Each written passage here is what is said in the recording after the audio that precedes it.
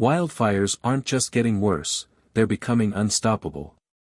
We've seen massive blazes in California, Australia, and Canada, but have you ever wondered why they're different? Or why are they all getting worse? Today, we'll break down these devastating wildfires and what they mean for the future. From California's wind-driven infernos to Australia's explosive bushfires and Canada's slow-burning megafires, each region faces its own set of challenges. But while these fires are not identical, they all have one alarming thing in common: they are becoming more frequent, more intense, and harder to stop. These wildfires have been so significant you probably remember them. The first wildfire I will be showing is the California wildfires, which happened the most recently, starting this past January. The wildfire impacted the metropolitan area and San Diego County the most, causing over 57,000 acres of damage and over 18,000 structures destroyed along with it. The destruction was so fierce that 200,000 residents were forced to leave their homes and caused power outages and road closures for days. From all the destruction, more than 30 people's lives were also lost. Why was this fire especially extreme? Well, because of reasons like the wind gusts reaching up to 100 miles per hour and the prolonged drought conditions that left California's vegetation extremely dry and susceptible to ignition. Now let's think about the next prominent wildfire, the Canadian wildfire. The Canadian wildfire in 2023 had over 6,500 small ignitions to make the worst wildfire the country has ever seen. The fire destroyed 45 million acres of land, which is almost incomprehensible. To put this into perspective, think of an area of land bigger than all of North Dakota. Or to really show the size, think of Hinsdale, all the homes and the stores and all the people. Now imagine it 15,065 times the size it is now. All that is gone. The amount of area damaged left another 200,000 people to be displaced in areas like British Columbia, Alberta, Quebec, and the Northwest Territories. But more than the destruction in Canada, it caused huge smoke and air quality hazards that not only reached us in Hinsdale but went to even Europe and China. Why was this wildfire extreme? The unusually high temperatures and low humidity not only helped cause the wildfires but also made it almost impossible to put it out. The final wildfire I will be talking about happened in Australia. This fire was the least recent fire happening in 2020. This was the largest wildfire recorded in Australian history, giving the fire the nickname the Black Summer. These fires took 46 million acres of land, making it the biggest fire we will talk about. It equates to Hinsdale if it was 15,400 times bigger. Loss of this much land caused more than 3,500 homes to be destroyed, resulting in the loss of 33 lives, and from smoke inhalation it was almost 400 indirect deaths. The Black Summer not only caused human life, but it had over 3 billion animals killed or misplaced.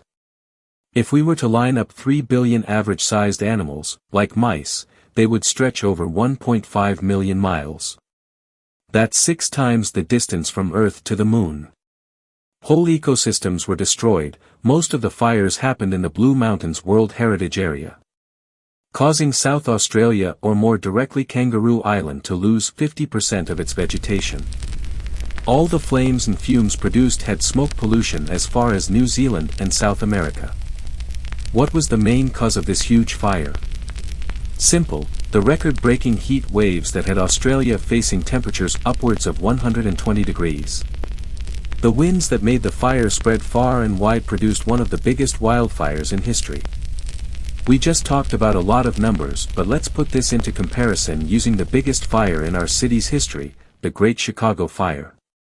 I'll be comparing it to the smallest fire we have talked about today, the California fires.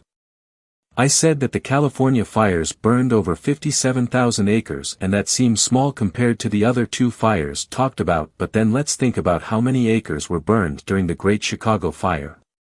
The Great Chicago Fires burned 2,100 acres, which is about a third of Chicago. That's a huge fire, but that's still 27 times smaller than the smallest wildfire we talked about. This is also thinking about the time period between the Chicago fire and the fires in Australia. In Chicago, firefighters had less equipment and a longer response time, meaning the fire was able to grow way faster. In modern times we have a lot more equipment and protocols for these types of situations, yet even with all these the fires still became massive. The fires in California also left 2 times as many people without homes. 200,000 homes were destroyed. There's about 11,000 homes in Hinsdale, which means all of Hinsdale's homes were wiped out 18 times over in the California fires. While the Chicago fire isn't a wildfire, it still plays to the point that the environment changing is making the fires much worse in modern times. The added heat and drought makes the environment for fires to spread farther, last longer, and to be bigger. So what's similar about these wildfires? Well, the main reason for the more intense climate change and weather patterns is human activity. Our continued use of fossil fuels and mass production is only making our planet hotter, leaving vegetation in areas more susceptible to ignition. Also, the continuance of deforestation leaves less and less healthy fire-resistant ecosystems. These forces make it increasingly more common for these extreme fires to exist. The longer droughts, higher winds, and temperatures made all 3 of the fires as big as they were. The destruction of these environments, even though different, will only cause more of these disasters to be common in the future. But while these all have effects from human presence, each was caused by a different contributing factor. In California, the fire was driven by the huge droughts they were facing and the winds that were up to speeds of 100 miles per hour. For Australia, it was fueled by record-breaking heat and flammable vegetation. In Canada, it was caused by lightning and a warming climate that made the environment so much more susceptible to wildfires. While these fires have differences, it all comes down to the fact that the world is changing for the worst. As climate change increases, the wildfires will increase to fires even bigger than these 3. We've already seen record-breaking destruction in California, Canada, and Australia, but unless we change something, these won't be the biggest fires we ever see. So, the question isn't if wildfires will get worse. The question is, what are we going to do about it?